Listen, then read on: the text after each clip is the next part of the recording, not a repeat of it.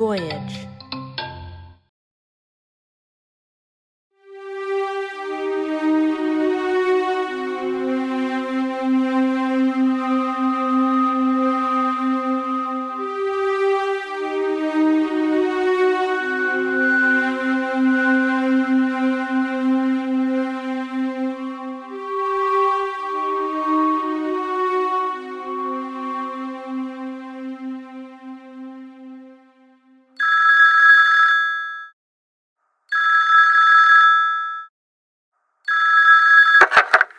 Hey, sweetheart. I know, Mom. You know what? I know. How could you know? What does it matter? I know. Why didn't you tell me? Why would I? He's my grandfather. I have a right to know. No, It's part of who I am. absolutely not. Your mother and him. It was what? An affair? No good will come of talking about this. I'm grown, Mom. I'm asking. Whatever it is. Fine. Your grandfather, Harley Bentley, was a very rich man who controlled newspapers, TV stations, and banks in Colorado. And he liked little black girls. Your grandmother was not even 12 years old. So was it an affair? No, it wasn't an affair. Do I need to say more than that for you to understand? By blood, he's your grandfather. By anything else, he's a demon. And if I had been older at the time, I'd have killed him myself before someone did me a favor and did it for me. Is your life better now, knowing this? Are you happy? Grandma, she? She was strong. I don't know from where, but she was strong. She wouldn't have wanted the bastard to have the ability to hurt you from beyond the grave. I didn't want that either. But you didn't want to listen. Some things should stay buried. We could have talked about it. For Christ's sake, I work for the FBI. I'm not a wilting flower. I could have handled it. But you shouldn't have had to. You don't have any children. You won't understand until you do. I'm sorry. The past just never gets done with us, does it?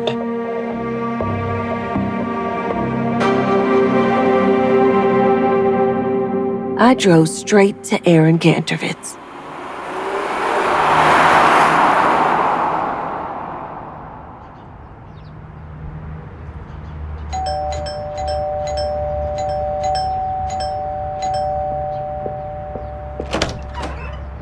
Agent Ayers. You knew. Yes, I knew. And didn't tell me. Would you have believed me? How did you know? We should speak inside.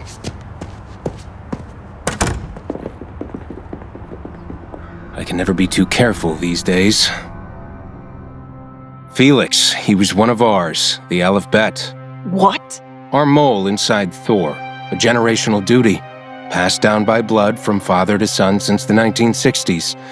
What you've learned about Larry and Noah Bryant, the way it was done, it had to be done. And so otherwise Thor would know we had a mole inside.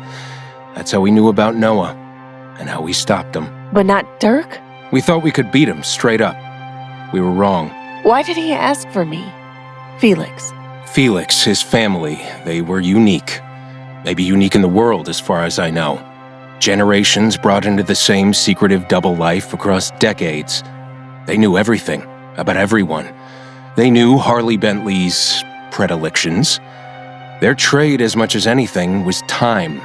They watched, gathered information, and only would strike when the timing was right. They knew when you went to Quantico. They knew, should you learn the truth of your origins, you'd be uniquely positioned. Someone that maybe we could trust. Our working theory is that somehow Felix got made and he knew it. They poisoned him. So he accelerated the timetable. We'd already lost to Dirk once. To prevent him from taking the presidency, we'd need outside help for the first time in Aleph-Bet's history. Trusting someone outside us. Not everyone in the organization agreed with him, but he forced our hand. He hoped you'd find out. And now you have granted his dying wish. The only question is, what will you do with it? The National Independent People's Party? Are Nazis. It's as simple as that. Wolves in sheep's clothing. Noah Bryant was meant to be where Dirk is now. It just took them another 60 years to get there. Thanks to us, or it would have been faster. But now they're here, and we may not be able to stop them without your help. So, we tell everyone.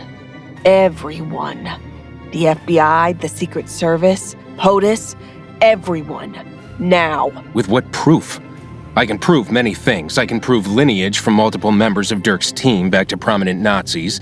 I can prove his financial backers' historical ties to the Nazi Party. But time has weakened all that. Even with that, they'll be able to say, that was 80 years ago, ancient history. Their stated party doctrine is all about peace and harmony and accepting all comers. How can we prove otherwise? There must be a way. And if he wins, and we're outed before, they will find legal grounds to criminalize our organization, brand us domestic terrorists. No. We live in the shadows, and we must stay there. There's what, a month until the election? And he's polling... 5 points ahead. 8 in some polls. There's only one way to stop him. The shooter. The one who still lives. The one who killed Dirk's wife. No Jew outside the Alphabet has any reason to harm Dirk Wolf's wife, and we didn't do it. To Jews around the world, he seems like an ally. Jews love him. That was an inside job. She was eaten by her own. You think they set it up? Political fodder. And Dirk knew? No, probably not. The shooter must be halfway around the world by now. Then maybe that's where we need to go. Agent Volkov. He'd have access to the Secret Service's investigation into the shooter. I need to read him into this. We meet again, 9 p.m. Lookout Mountain Park.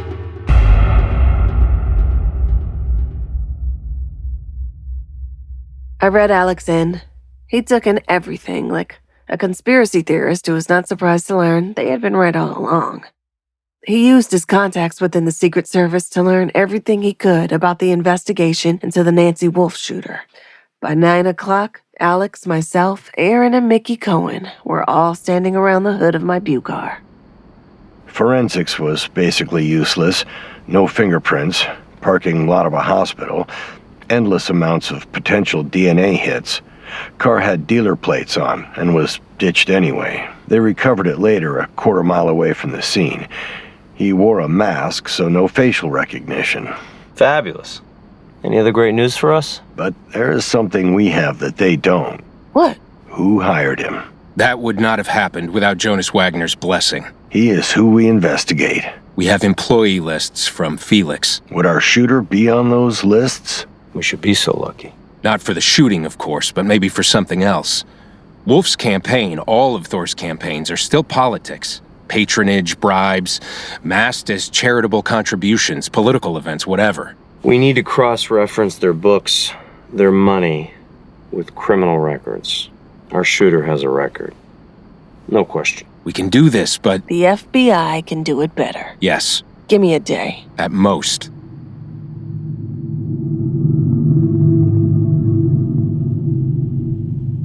Let's run it again. Of everyone on their employee lists, every vendor who received a payment, every human I can connect to the Wolf campaign through the information Aaron gave us, I've got 8 ex-cons. We could find more in a street corner. 3 are deceased. 1 is currently incarcerated. Where are the other 4? 2 registered vehicles in Florida and Texas last year. 1 filed taxes in Nebraska this year. And 1 is based here in Denver. But he's probably a dead end. Why? He's a priest. What's his record for? Aggravated assault. Tire iron.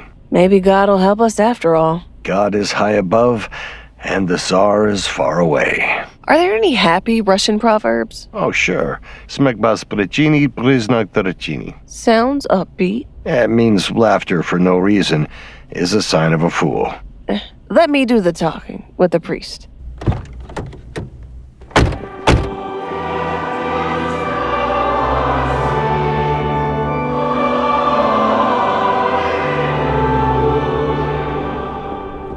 Do we call him Father? I think that's Catholicism, but I haven't been to the church since I was 9. His first name is Ulrich, and anyway, you're supposed to be letting me do the talking. Well, he's coming this way. You planning on starting anytime soon? Reverend Ulrich? Most people call me Rick. Pastor Rick. Pastor.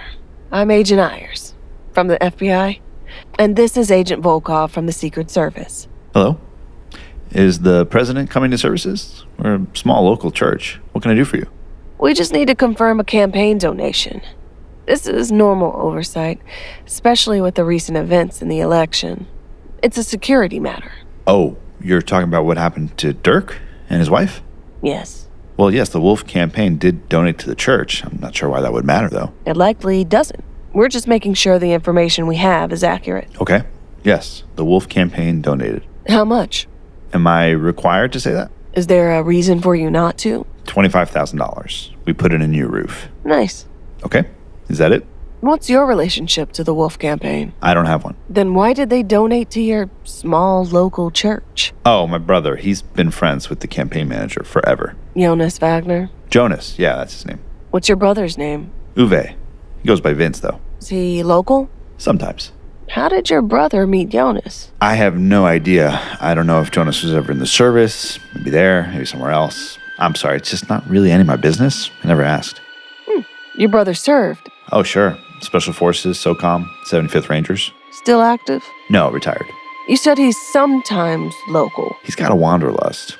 We're twins, but we've had very different journeys. Are you allowed to be a pastor if you've committed a crime? Depends on the crime. Are you talking about my assault charge? That was expunged. I was a juvenile. The guy you hit with the tire iron wasn't. I apologized to him. Left ear? Excuse me? Did you apologize into his left ear? He lost hearing in the other one where you hit him, right? I'm sorry, what is this? Am I a suspect in something? Agent Volkov? Walking. I'm sorry about him. He's on edge, considering. Well, like I said, yes, they made a donation. They're friends with my brother. That's all I got for you, Agent Ayers. Where's your brother now? Laos, on vacation. He's into Buddhism. But he was also the one who gave me that tire iron when I was 16. Like I said, we're on different journeys. Thanks for your help. God be with you. I hope so.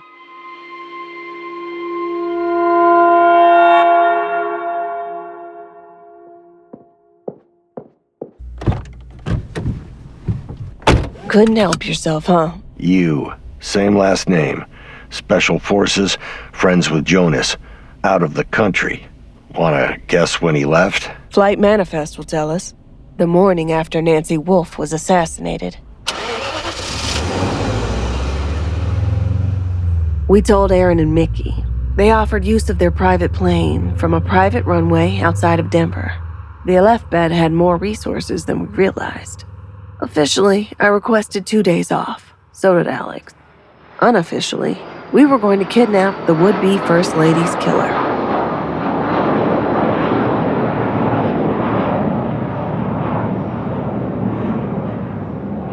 How do we find one man in Laos? Well, he won't look like them. We have a starting point thanks to your flight manifest. Wade International Airport. We'll have to use the international language. What's that? Shochad. Gifts is a nice way to say it. Bribes are factored into the cost of doing business in Laos. 70% of businesses that apply for licenses or permits pay bribes to government officials to get them approved. We know when he landed, we know what he looks like. Someone will have seen him leave the airport.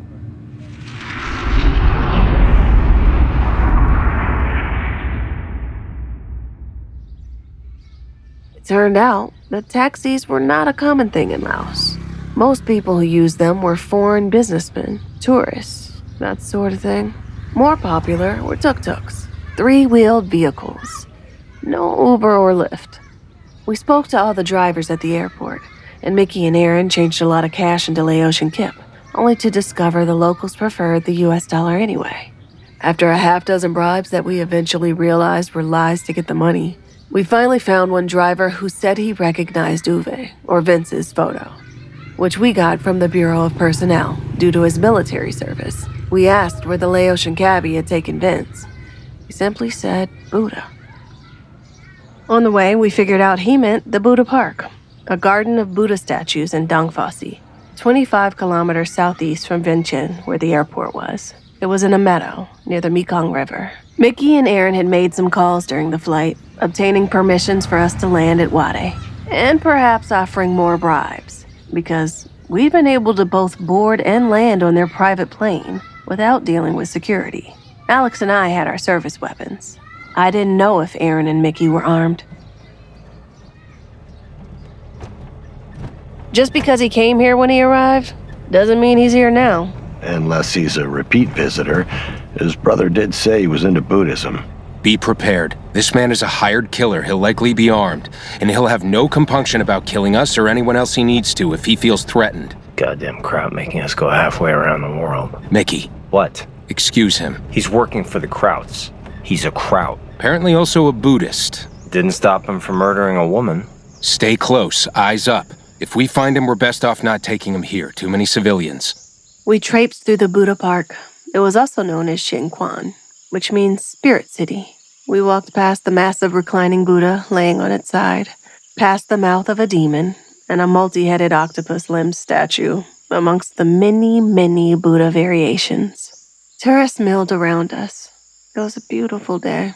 Ashamed to be here for this. And then I saw him, tranquil, staring at a statue, like any other visitor. I caught Alex's eyes, and we both slowly approached him from opposite sides. Somehow, maybe a vestige of his time as a special forces operator, he took one look at me, and he just knew. Gun! He pulled from a concealed carry ankle holster and fired impossibly fast.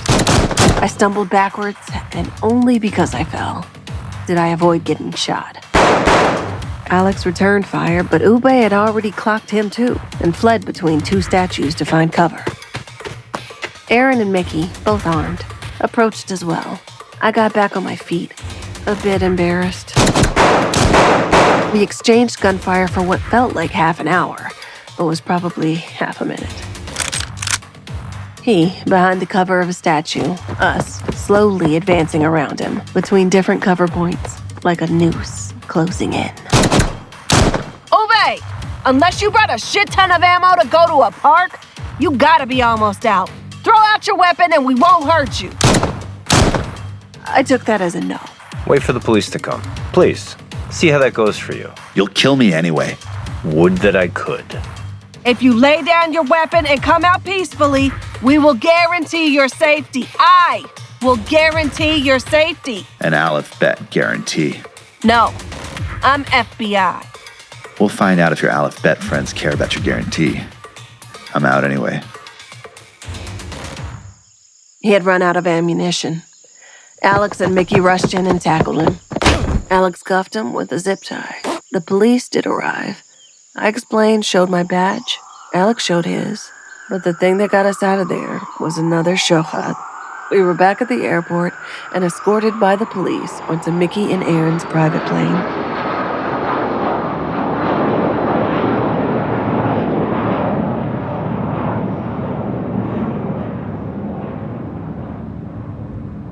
Bound, Uwe stared at us, blank, emotionless. What do you want? You're going to confess to killing the candidate's wife. Oh, Yes, and why would I do that? because if you don't, when your brother's congregation comes in for services tomorrow morning, they'll find his body crucified next to Jesus. Shit. Don't look at them. Look at me. They have no power here. You know the alphabet. Ask yourself, am I lying? Do you believe I'm lying? Do you think I will hesitate even for a moment to nail your brother to a cross and watch him die? If that's what it takes. Do you? Shit. One call. He dies. And you die with him. Du bist dran, motherfucker.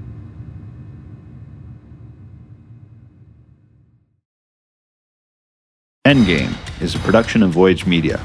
The series is produced by Nat Mundel, Robert Mitas, and Dan Benamor.